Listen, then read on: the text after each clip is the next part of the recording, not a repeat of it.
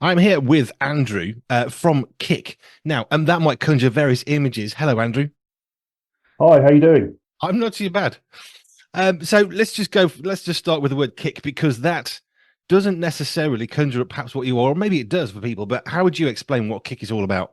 Thank you. Yes, no, I have this conversation regularly. When we're at an event or we have some of our banners or we have stands, people would assume that we do football and nothing more, which would be fine. I'd have no problems with that at all. But no, essentially, we are a provider of education resource to schools.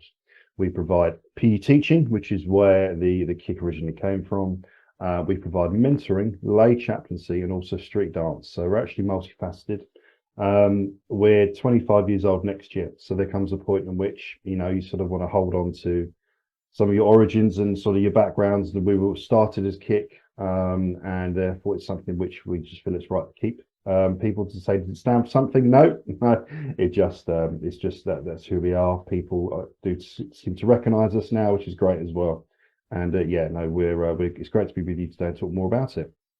Kick is great though because it generates a question. It doesn't shock people into, oh, what's that about? It starts a conversation because I want to know what's kick all about. Because as a name, it's so short and simple, but sort of is indicative of something exciting, but I don't know what it is. But it works. Absolutely. So I might be, or my colleagues might be at a Christian festival where we, are stood with very familiar names who are decades old and also have a ministry which is very, very well known. Their name might go before them very much. Or I might be at a head teacher conference with 150 head teachers and I'm looking to start conversations with them. They have no idea who we are at all. And it does give an opportunity to say, have you heard of Kick? Can I explain who they are? And yeah, it's exciting. It's quick, it's punchy, which is how we like to sort of roll as well. So we are a youth organisation again, so it's a name that does sort of tick a box with younger people, and it's easy to remember. Easy's good. We like easy. Easy's Yeah. very good. Right now, let's just go to this because I could probably certify for you as dodgy dad dancing. But what's the street dancing about? How do you use that to engage with people? Great question. And people of our age will remember and wake up in a cold sweat when we look back to our primary school dance sessions. Times have changed greatly. I'm a tree. Yeah, yeah. So it's street dance, it's really important. I do put that sort of first part of the title on it. It conjures up a very different picture. So when I say to my teenage boys when I was explaining what Kick did, when I first joined, they knew straight away what street dance was. They could think of people in social media. They hear through their music that are fashionable and are cool and are cutting edge. Essentially, we provide dance provision to schools, and there's around 12 different styles that we provide. And some schools want a fairly classical provision, but most of them want something which is going to engage young people in a way that maybe, you know, they haven't had an opportunity to provide themselves. It is a skill set. We've got dancers that work for Kick who are expert in this area. And sometimes they combine work with us with performing and running their own dance schools. But essentially, it's a way to engage boys and girls. It's moved on dramatically to when we were at school, as I said.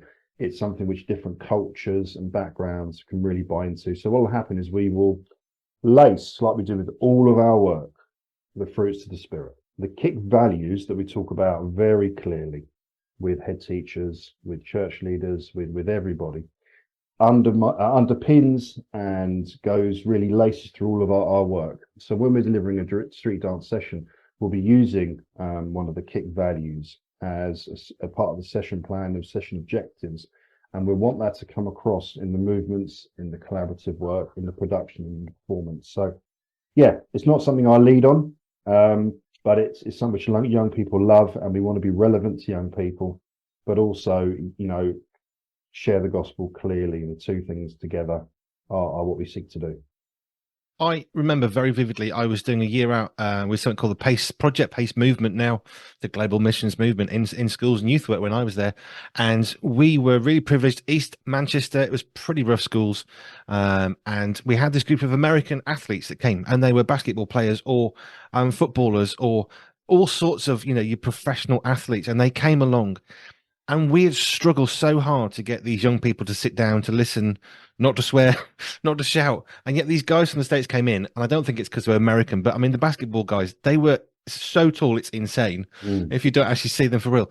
And these young people just sat and listened, and then they gave the gospel at the end because they were showing off their skills, which was impressive.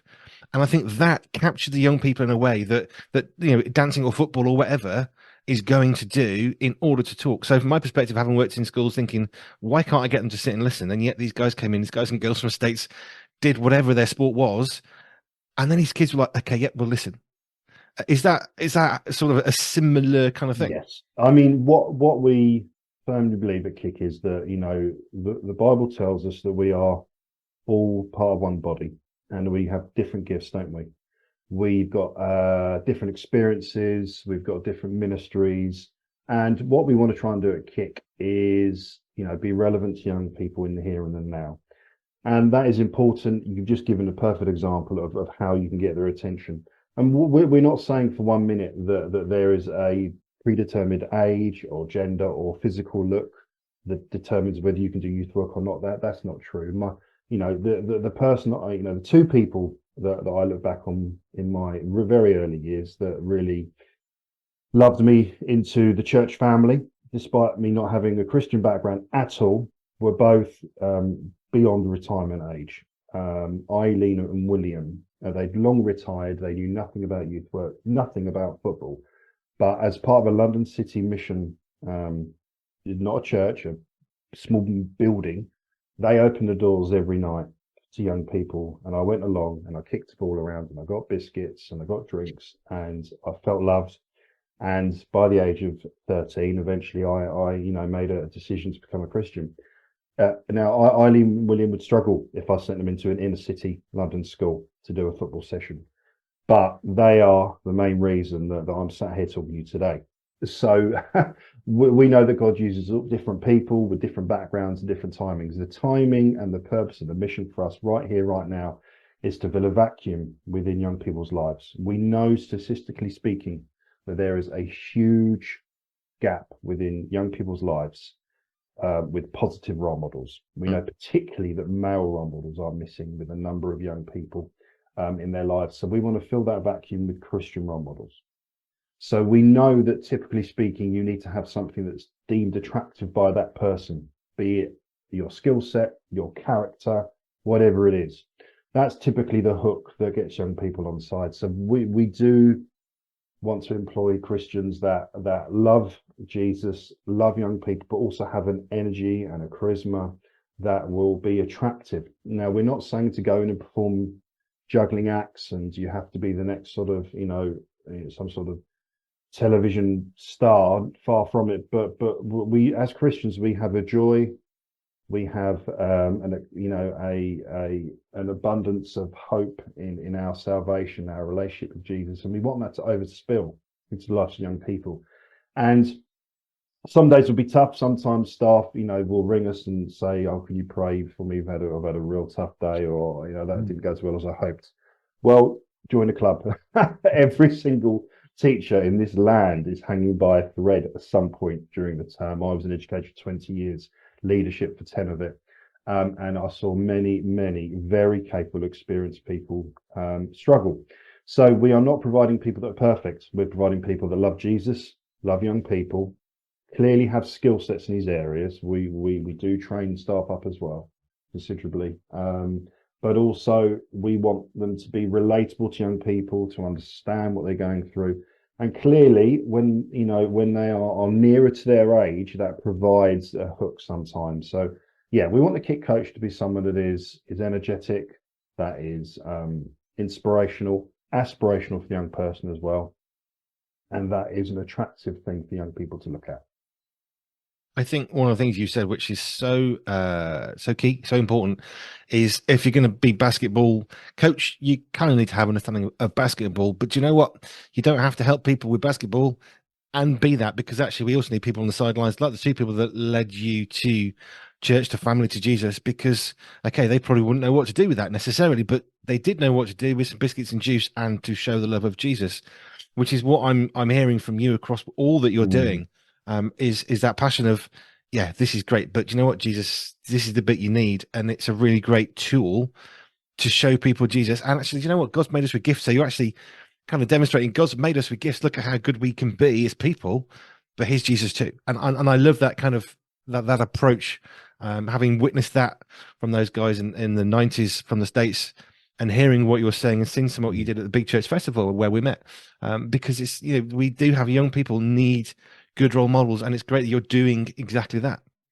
Yeah, and do you know what? Those guys came over from the States, and my boys would hang on to every word. You know, they're both, you know, their dad's a PE teacher, so my children had no choice in life but to play copious amounts of sports, and they love the NBA. We were at the Harlem Globetrotters event recently, and they were sort of stood there with their jaws hanging down the whole time.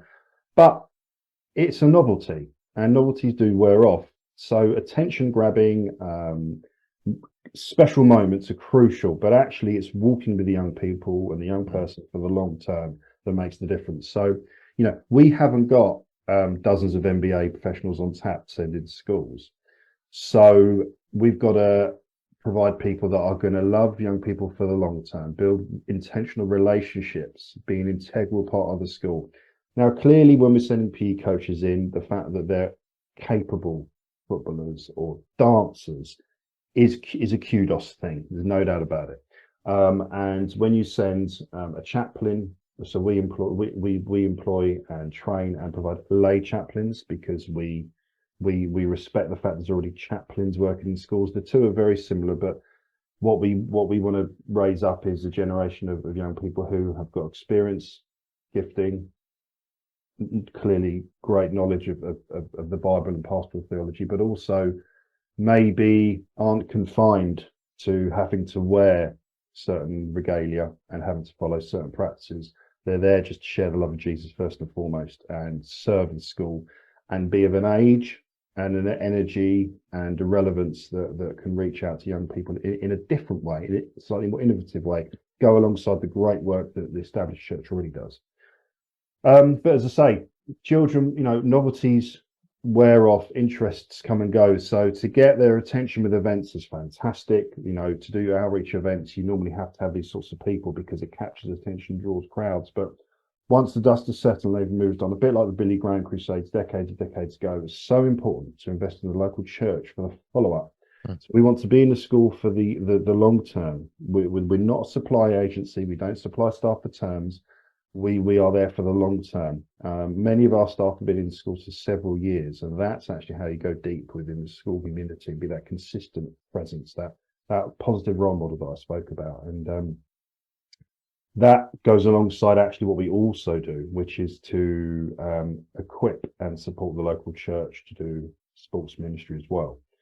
So a bit of a sideline to our work is that we also use our time and our giftings and our experiences. You know, our exec team are made up of 3 former school leaders. And also we've got over 100 staff, with about 40% of them being very capable, qualified sports coaches. So we know how young people learn. We know how to set positive environments for learning. We also know how to do sport. But we also know that the church are the experts with bringing a young person to a decision in Christ and also then discipling them. We want to demonstrate Christ with our actions and through our lives. We want to declare Christ and his teachings where we can within schools. So within church, within the schools, that's quite easy. Within secular schools, it might be through the kick values in the lessons, or it might be through assemblies, which gives us more scope than people often realise, running a Christian union, etc., etc. But we also know that we want to be able to point these young people wherever we can towards the local church. So we actively connect to local church to say that we're in their school. Can we connect the two?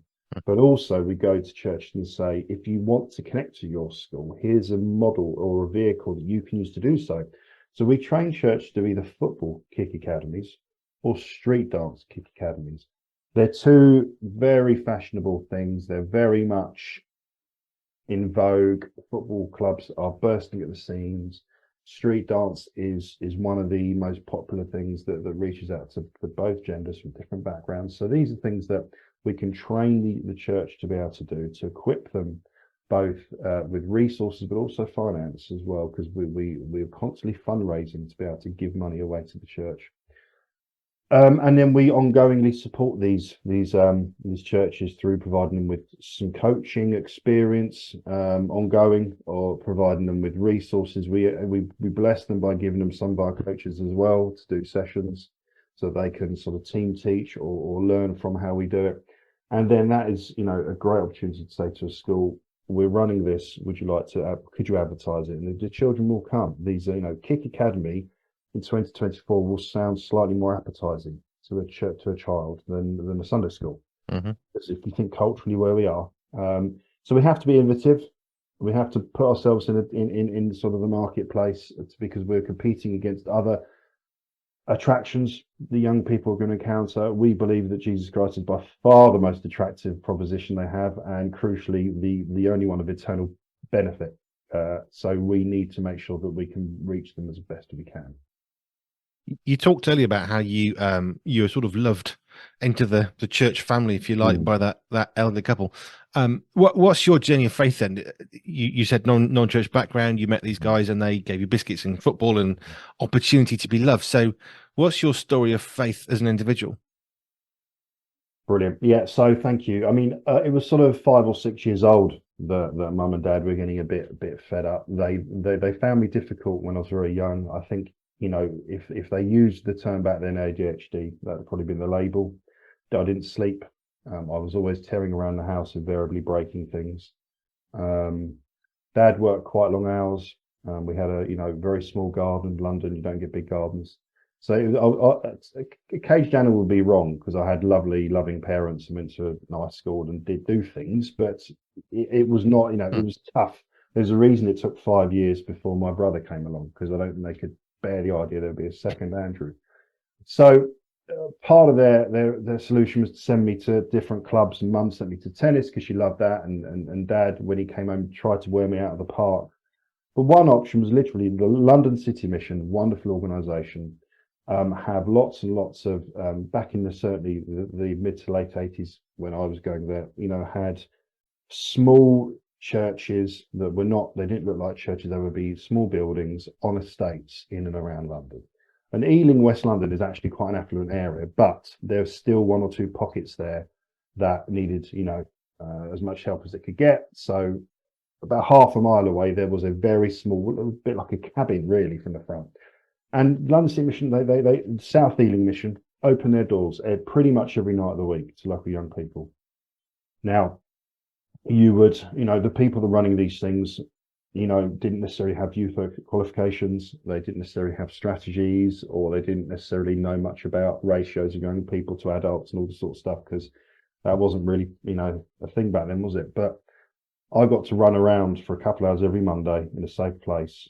And I just knew that this was a good, safe place, and these people loved me. They took us on trips at half terms, and I realised that there were kids all the way up to sort of 18 that were doing all these sorts of clubs, and just a really fun place to be.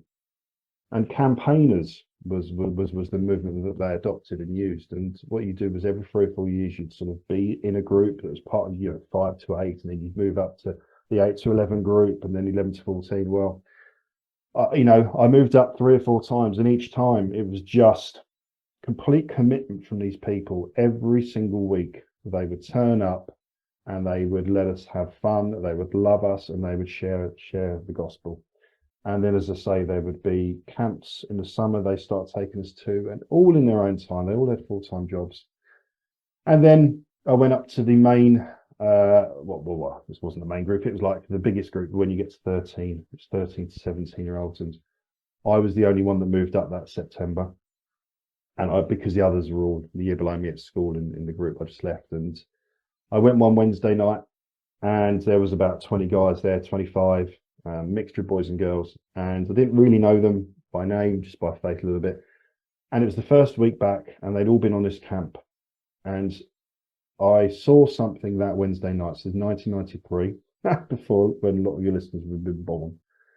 And I saw a togetherness, a friendship, a love that was indescribable. I'd never seen this. I had plenty of mates at school. I played for all the sports teams, but this was something I'd never really seen. I didn't know really what it was at that time either, but I saw them just embracing, laughing, smiling. The way they were to me was something which was awe-inspiring. And without being able to put a name on it, I began to realise, as the leader, Liam, at the end of that night, the youth leader, gave an opportunity for people to receive Christ.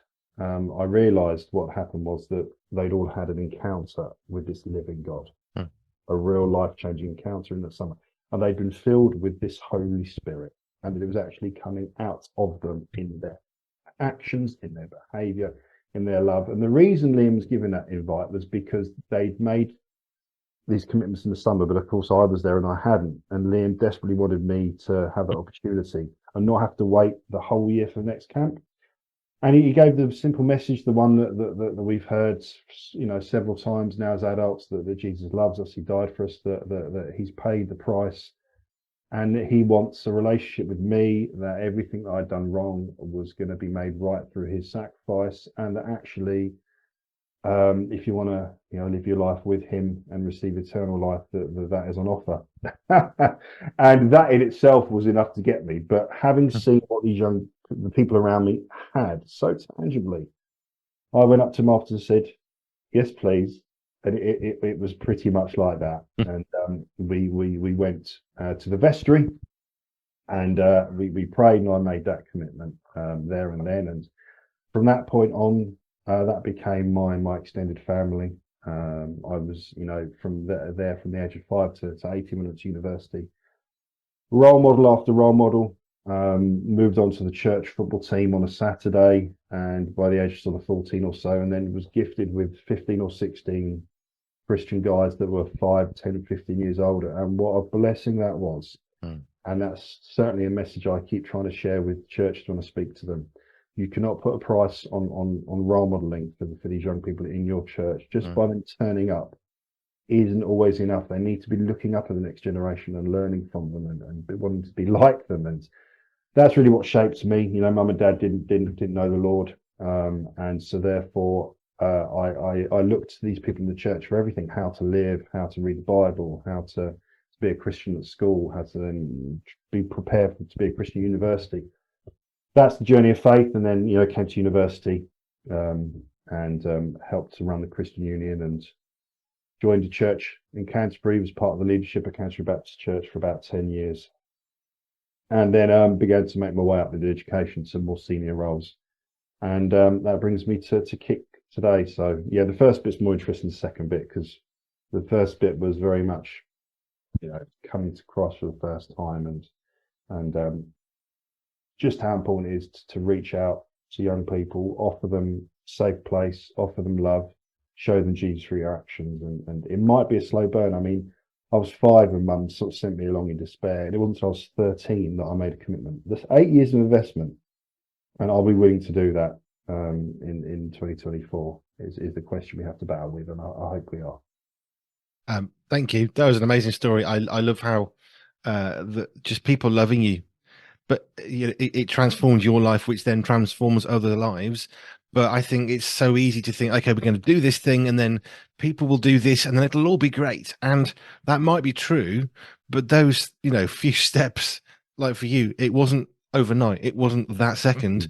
And the other thing that I'm hearing so many times as I speak to so many people from different backgrounds around the world, different ways, that process can be quite long, but the ability to have people continually feeding into our life, that discipleship, which you talked about with Kick as well, that's so crucial, because if people come in and do something, that's great, but you want the bit after as well. And I so respected a guy I saw at a big church in the Midlands. He came and he preached. I mean, this is an international guy who goes all around the world, literally. And he was there at the end of the church. Says, "I'm not going anywhere. If you want to talk to me, you want to agree with me or disagree with me, I'm going to stand here." And we spent there. We had a cup of coffee. We were there for an hour afterwards. He was still there, and he would not move until everybody had had the opportunity to speak to him. He says, "I don't want to just come in here, speak, and disappear. That's not right."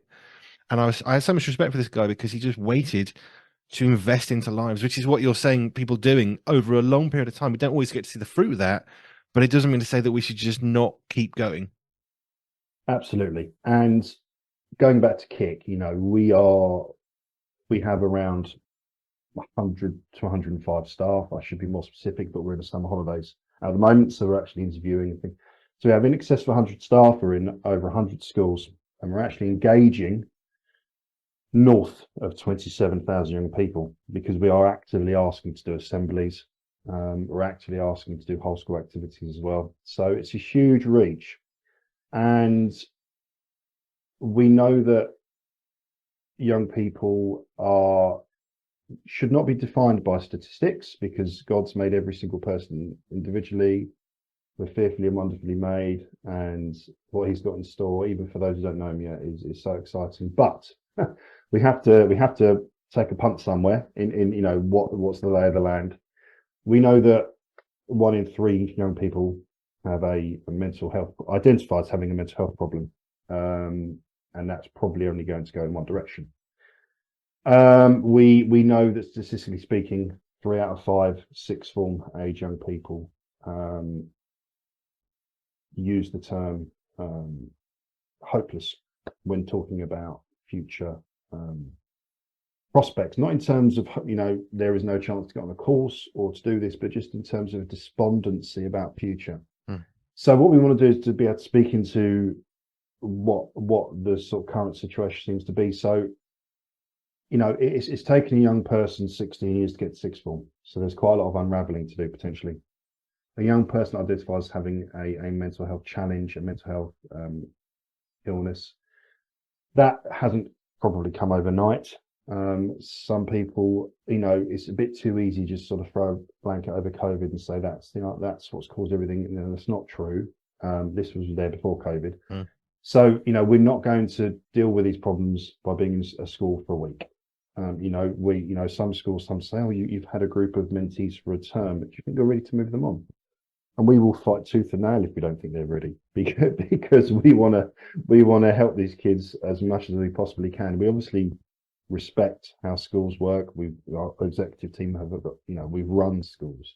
We know, but we want to invest in these young people. We don't move kick staff from school to school. They stay in the same school for a long period of time. They build relationships that are intentional with young people, because it's going to take a lot of loving, a lot of time, a lot of speaking aspirational thoughts into their lives as well.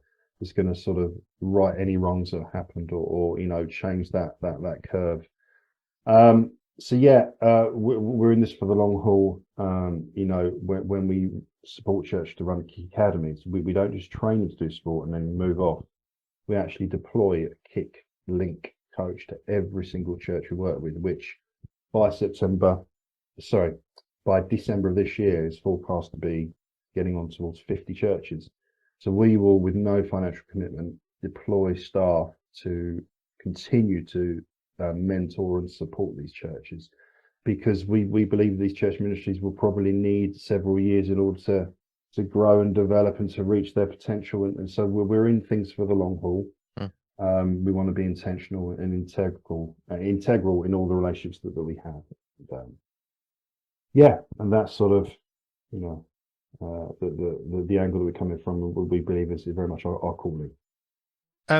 For people who want to get involved with kick in some way, whether they are church leaders who are thinking, okay, what we're going to do next year. I mean, I've been in church ministry. They don't think tomorrow; they think ahead. Okay, what we're going to do next term, next season, or perhaps for schools that are thinking we've got a gap. How can we meet that? We don't have this kind of capability. How can they get hold of you? And what sort of situations are you? Because you can't cover 68 million people. What are the sort of situations where you're really covering that people can think, these guys can actually help us at this time moving forwards? Thanks. Yeah. So we as school practitioners are in London, all across the Midlands, and we're in the Teesside area of Newcastle and the sort of Manchester Stockport area of the northwest. And we have this sort of funnel shape, actually, we didn't do it around the shape. We did it out of calling. We're Kick London for many, many years, and we felt called to expand. We had churches reach out and encourage us to do so. We had Christian supporters that encouraged us to do so.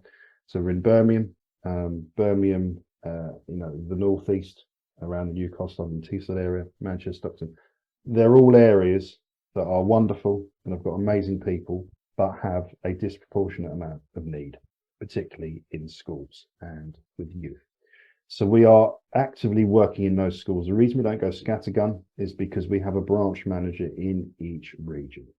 We've invested a lot of time and effort and love in getting to know the local church so we can co-mission wherever possible.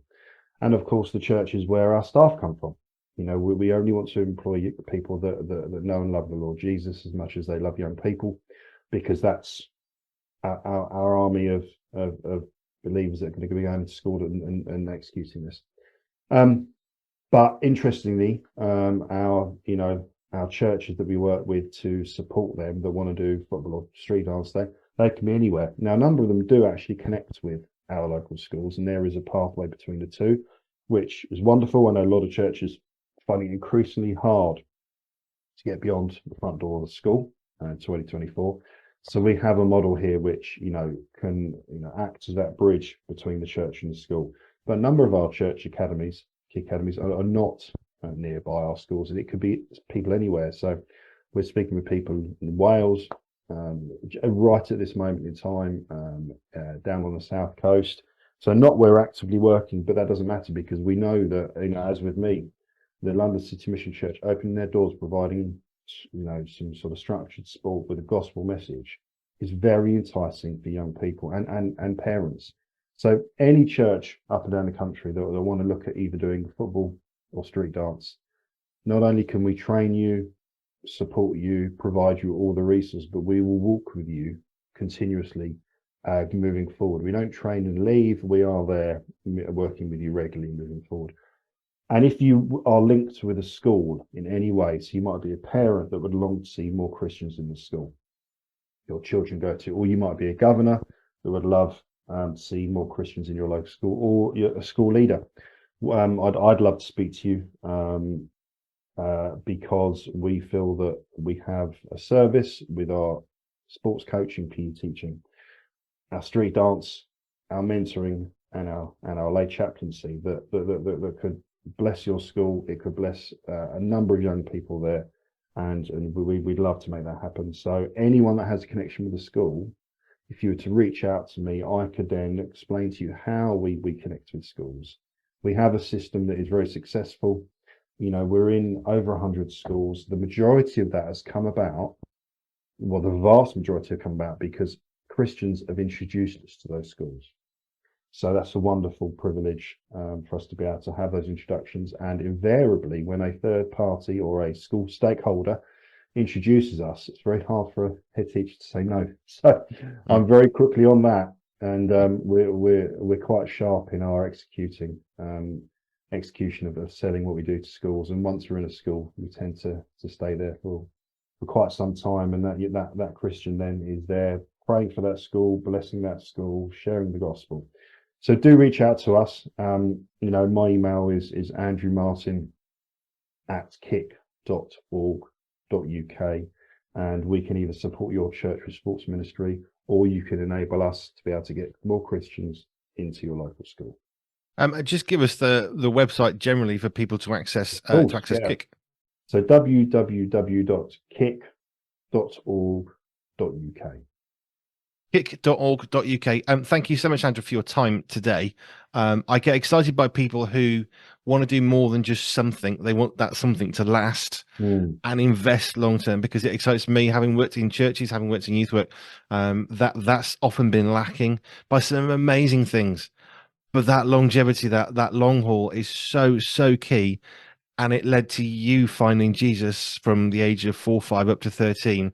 We need people who are willing to invest for a long time, and that's clearly what Kick are doing. So thank you so much for your time today. If you want to know more about Kick or Andrew and get in touch with him, kick.org.uk. Andrew, thank you very much. Thank you very much, sir. Did you know Pure 24/7 Radio has a shop? Well, we do. You can buy merchandise while supporting the work that we do here. Simply head over to www.pure247radio.org/shop. That's www.pure247radio.org/shop.